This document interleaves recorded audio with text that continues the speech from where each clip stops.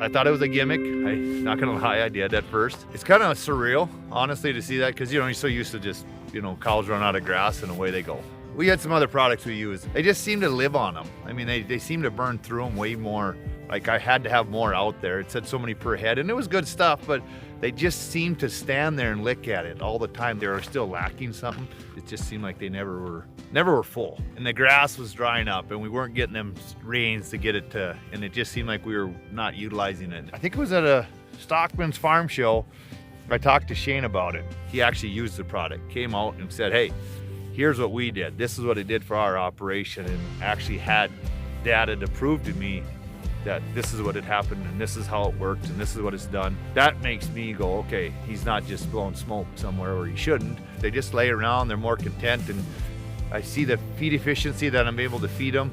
They're just content cows and before. They don't burn through the tubs. They're not living on them. I'm not changing them out every 20 days or 30 days. I'm not buying semi-loads. It's cutting back on my feed. When I would feed before it, I'd feel they'd just clean it up, constantly gone. They would eat till everything was cleaned up off the ground, where now they lay down and eat and then come back and finish up later in the afternoon. If I look right now, I fed them here at, a couple hours ago, and there's already some laying down, and their food is not cleaned up if you look. There's proof right there that they're content.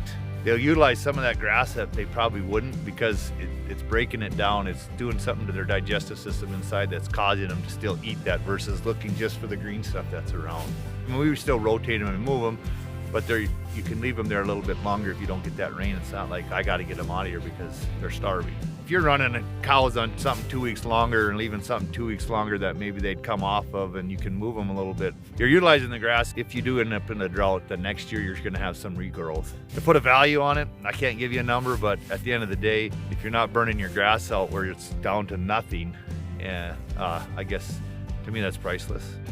I think it's going to get better as the more you use the product, the more the cattle get used to it, the more they do things. I think that's going to make a big difference. After 3, 4, or 5 years of continually using the product, I think it's going to get better, because they're going to have cycled through their breeding cycles. This is the first year, but my conception rate on the AIing and stuff I had was one of the better years we've had. It's not a quick fix. It's something carried on, and 10 years from now, I could see where it would make a big difference. And I think the calves were more active last year on that after they come off. Like when they were born, like I showed you that picture, there must have been, 10 of them standing around a tub licking on it, and they don't live on it. I mean, they lick on it, but they seem to be, they're more playful. That's even like humans. You can take your vitamins, you do your stuff. It's a natural thing that cattle need to survive. The dollars there that you first write the check for when they come to your place, you kind of cringe. I will not lie, I did when he told me, but after using it, I see why. I have no trouble paying something that I know what I'm getting in return, and I see it in just my registered bulls and the heifers that I raise. They're more utilizing what they're being fed. So I guess that's the challenge, is what can you put in, but yet you got to make a living at the end of the day. The only way you're gonna know is you have to try it. But I'm also gonna say, if you think you're gonna fix the problem in 30 days, don't waste your time. It's a long-term investment. I know you got to put your money into it, but I feel at the end of the time, you're going to see more benefit than you're going to realize it.